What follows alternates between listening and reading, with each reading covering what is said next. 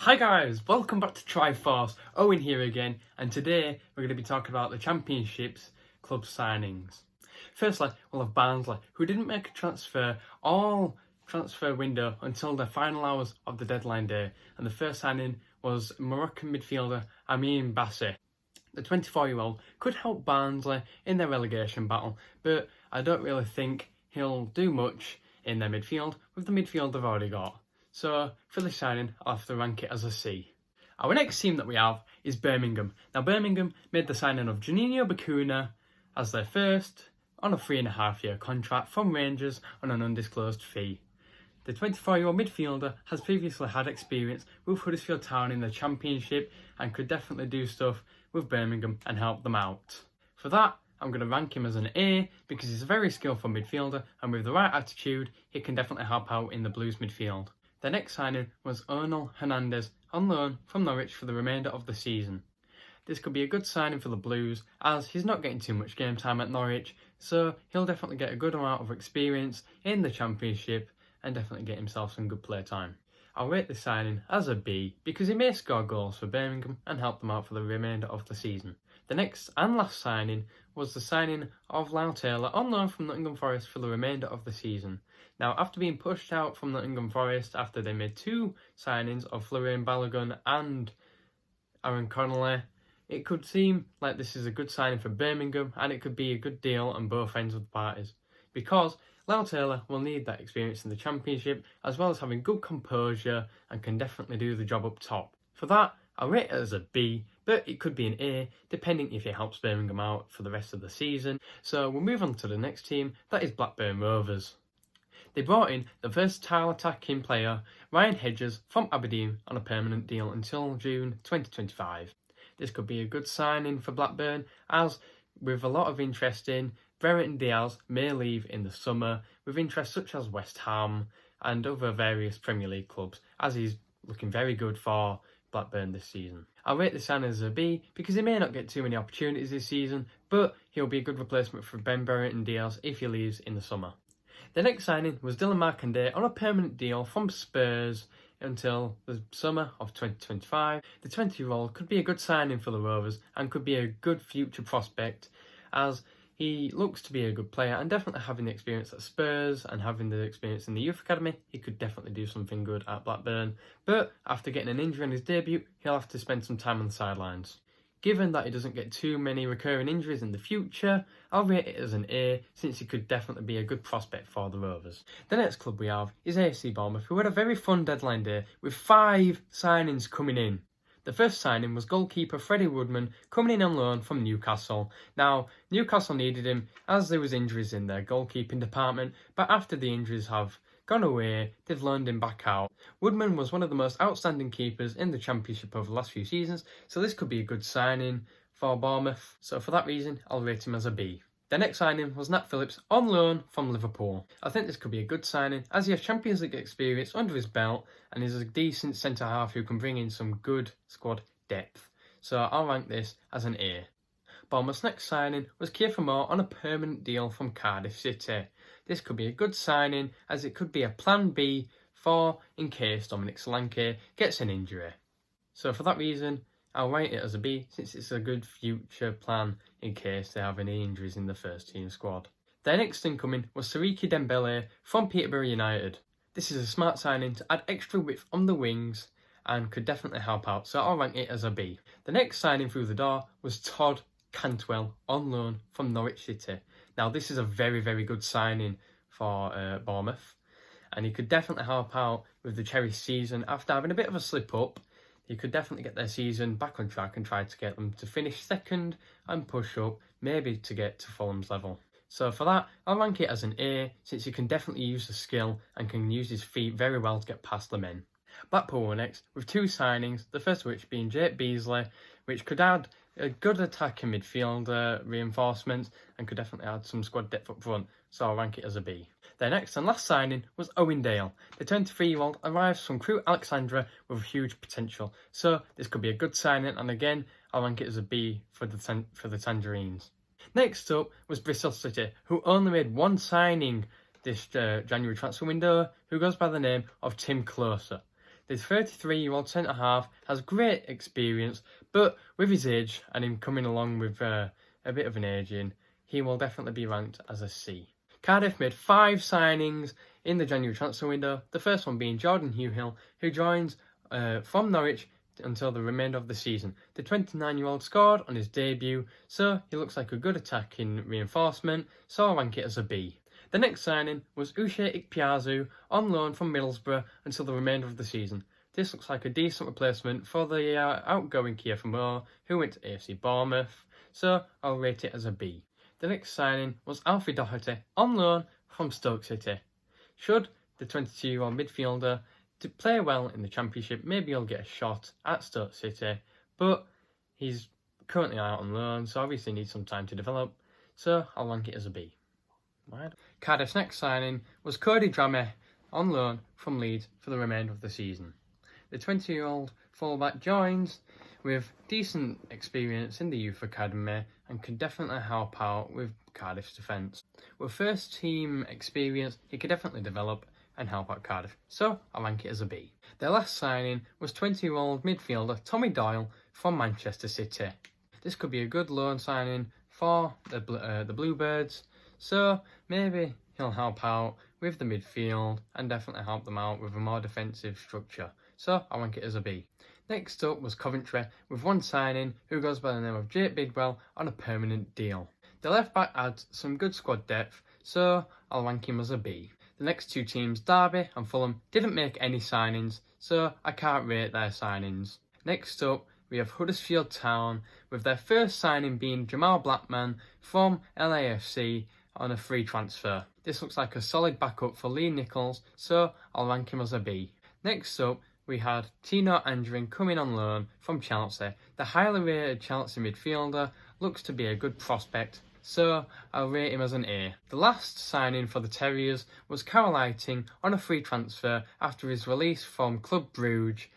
Carel spent the 2020 to 2021 season on loan with the Terriers from AFC Ajax, proving some people he can definitely do it in the Championship, and he looks like a solid midfielder. So again, I'll rank this signing as an A. Next up we have Hull, who also made 3 signings. The first signing was Marcus Forss from Brentford on loan. The 22-year-old attacker looks like a decent addition to Hull's forwards and can definitely add some squad depth, so I'll rank it as a B. The next signing was Alaya Saramanesh from Turkish outfit Fenerbahce. The 20-year-old forward looks like a solid loan signing for the Tigers, and if he scores some few goals for them, he can definitely keep them where they are in the league at the moment. So again, this signing will be rated as a B. Their last signing was the permanent signing of 21-year-old midfielder Ryan Longman from Brighton, who previously spent the first half of the season on loan from them. Surely he must be a good enough player for Hull standards if they wanted to keep him on a permanent deal, so again they will be rated as a B. The next club was Luton Town, who only made one signing, who goes by the name of Jed Steer. The goalkeeper comes in for the remainder of the season and could definitely be a bit more dependable than current keeper Sluga, but since it's only a loan, he'll be rated as a C. Next up was Middlesbrough, who made 3 signings, the first of which being Rylan McGree on a permanent deal. The 23-year-old Australian joins with a good option of squad depth in the attacking midfield role, so he'll be rated as a B. The next 2 signings though were the most notable of the transfer window, with one of them being Aaron Connolly from Brighton and the next being Florian Balogun from Arsenal. These 2 are very good young prospects and can definitely do it in the Championship if they give the chance, so they're both an A. Next up were Millwall, who made absolutely no signings in the transfer window. Next up was Nottingham Forest, who signed Sam Surridge from Stoke City after failing to adapt to Stoke City's tactics and didn't make any much of an impact there. He's been moved away. This could be a good signing, as if he lives up to the promises showed at Bournemouth, he could definitely do it, so I'll rate it as a B. Next up was Kiernan Davis, who comes in on loan from Aston Villa. The 20-year-old forward looks to have a lot of potential, and if he feels that he can do it in the Championship, Aston Villa may give him a chance, so again, this will be rated as a B. Next up was veteran defender Steve Cook from Bournemouth, but I'm not too confident in his abilities anymore, so I'll rate him as a C. Lastly was their signing of 21-year-old defender Jonathan Panzer. The Defender looks to have a lot of potential, and since he's only young, he can definitely develop, so then again, I will rate him as an A. Next up was Peterborough United, whose first signing was Ballymumba on loan from Watford. The 20-year-old midfielder could definitely help out with Peterborough's relegation battle and could help them massively with staying up, so I'll rate it as a B. Next up was Stephen Bender on loan from Swansea City. The German goalkeeper could be a good signing, but since he's only on loan, I'll rate it as a C. Next up was Callum Morton from West Brom on loan. But as many have said, he doesn't look to be Championship level, he looks more like League One level, so I'll rate it as a D. Their next signing was Yando Fuchs on a permanent deal from Dundee United, but on an undisclosed fee. Yet again, another midfielder, so it may start getting overcrowded, but since this one's a permanent one, I'll rate it as a C. Their last signing was Reece Brown on loan from Huddersfield Town after not getting any experience or game time at the Terriers, so it could be a good loan deal, but yet again it is another midfielder, which is definitely getting overcrowded by now, so I'll rate it as a C. Next up was Preston, who only made one signing of the January transfer window, with them already being secure in the Championship, but probably won't be able to make a Premier League push. They look more than likely to just to only make one signing, and they don't need to improve their squad all too much. Their signing was Cameron Archer on loan from Aston Villa. The 20-year-old forward could prove to be a good player and has potential, so I'll rate it as a B. QPR are next with two signings, the first of which being loan signing Dion Sanderson from Wolves. The 22-year-old centre-back could be a good signing, so I'll rate him as a B. The next signing was goalkeeper David Marshall, while Dieng was away for AFCON, so he can definitely be a decent backup, but since he's old, he doesn't have the ability anymore, so he'll be rated as a C. Reading were next with two signings, the first of which being Karl Hein from Arsenal. He looks like a decent backup keeper, and if given the experience, he could definitely prove himself in the Championship, so I'll rate him as a B. Reading's second signing was Tom Ince on loan from Stoke City. Now, he could be an alright player, but he'll definitely need to get back to his Derby days if he wants to get back to his best, so the 30-year-old attacking midfielder will be rated as a C. Next up is Sheffield United, who made two signings in the January transfer window, the first of which being Adam Davis from Stoke City in a £750k deal. He looks like a decent goalkeeper, and with losing Robin Olsen going back out on loan to a Premier League club, they could definitely use the backup, so I'll rate him as a B. The next signing was Charlie Goode on loan from Brentford. This could be a decent defensive signing and could provide reasonable backup, so again I'll rate it as a B. Next up is Stoke City, who signed 5 players, the first of which being Taylor Harwood-Bellis from Man City on loan. Taylor is a 20-year-old English centre-back who looks like a really good potential player and can definitely do the job at the back, so I'll rate it as an A since it's really good defensive reinforcement. The next signing was Lewis Baker, who joins in a £2.4 million deal from Chelsea after he couldn't get into the Chelsea starting 11. The 26-year-old defensive midfielder looks like a really good signing for the Potters and can definitely do the job in the midfield, so I'll rate him as a B. The next signing was Jadon Philogene-Bedes from Aston Villa. The 20-year-old midfielder looks like a really good potential player and could definitely help them out and maybe give themselves a decent defensive midfield reinforcement. So I'll rate this one as a B. Their next signing was former Sunderland striker Josh Maja on loan from Bordeaux. He looks like he couldn't fit in the Ligue 1, so being loaned out back into the English League, he could definitely do something after we all know he did some very good stuff at Sunderland.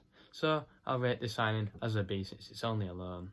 The last signing was Liam Moore on loan from Reading. The 29-year-old Jamaican centre-back could definitely help Stoke out at the back and can definitely help them out with their defence. So as he's only a loan, I'll rate him as a B. Next is Swansea with only 2 signings, the first one being 29-year-old fullback Cyrus Christie on loan from Fulham. Could be a good signing since they may be lacking there, and with him having experience at Fulham, I'll rate him as a B. The next signing was Hannes Wolf on loan from Borussia Mönchengladbach. Now, the attacking midfielder didn't get too much time to shine at the Bundesliga outfit, so coming on loan to Swansea seems like a good idea, so I'll rate it as a B. Lastly, we have West Brom, who made 2 signings, the first of which being Daryl Dike. Dike joins from Orlando City for a fee of £8.65 million. This signing could be a good signing for West Brom, as if he scores some goals for them and get their season back on track, it can definitely help them out massively. But with him being injured, he'll be on the sidelines for a bit, so I'll rate it as a B, but if he comes back and scores, I'll rate it as an A. The last signing was Andy Carel on a free transfer after he got released by Reading. Now, he can definitely score the headers still, but with him being old, it's not really a good signing for West Brom at all, so unfortunately, he's also a D. That's a wrap for this video, guys. Thank you for watching. It's been Owen. Please make sure to leave a like and please subscribe. I'll see you next time.